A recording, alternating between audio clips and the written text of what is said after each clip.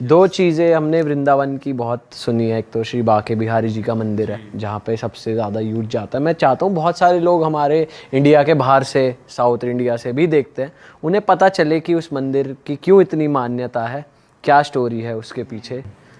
Actually Vrindavan अकेले श्री बांके बिहारी जी नहीं है, वहाँ पर बहुत सारे मंदिर हैं। श्री राधा वल्लभ जी, राधा रमण जी, राधा गोविंद देव जी, दामोदर जी, ये सब ठाकुर जी के वहाँ पर स्वरूप विराजमान हैं। मैं केवल बिहारी जी की ना कह के सबका ही एक मिलित स्टोरी सुना देता हूँ। बस बिहारी जी पॉपुलर इसलिए भी ज़्यादा हैं क्योंकि उनका स्वरूप बहुत सुंदर है, वो इतने प्यारे लगते हैं, दूर से देख के आदमी निहाल हो जाता है। और स्वामी श्री हरिदास जी जिन्होंने बिहारी जी को प्रकट किया था, उनके समय से ही बिहारी जी बहुत पॉपुलर हैं वृंदावन में। तो पॉपुलैरिटी पहले से ही है, दूसरा उनका स्वरूप ऐसा आकर्षक है कि आदमी उनसे आकर्षित रहता है।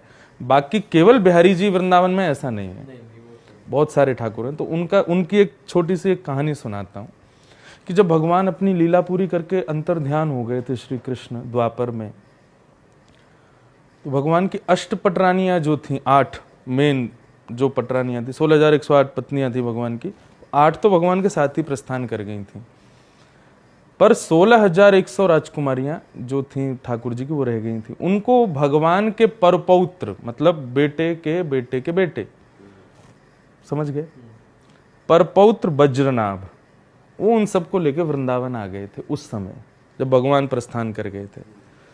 उन लोगों को इतना विरह रहता था 16,100 राजकुमारियों को, रानियों को। वज्रनाभ को ये लेता, ये खुश कैसे होंगी, इनके लिए मैं क्या करूं, ये खुश हो जाएं, थोड़े ठीक हो जाएं। तो उनकी प्रसन्नता के लिए वज्रनाभ क्या करते थे, उन्होंने संतों से, ऋषियों से पूछा कि मैं अपनी माँओं को प्रसन्न करना चाहता हूँ। जब से हमारे पर दादाजी श्री कृष्ण गए तब से वो इतनी विरह में रहती हैं, मैं क्या करूं। तब किसी संत ने उनको आदेश किया कि भाई, जिस कारागृह में कंस के में भगवान का जन्म हुआ था, वो शिला आज भी उतनी सुगंधित और उतनी तेजवान है कारागृह में, कंस के में।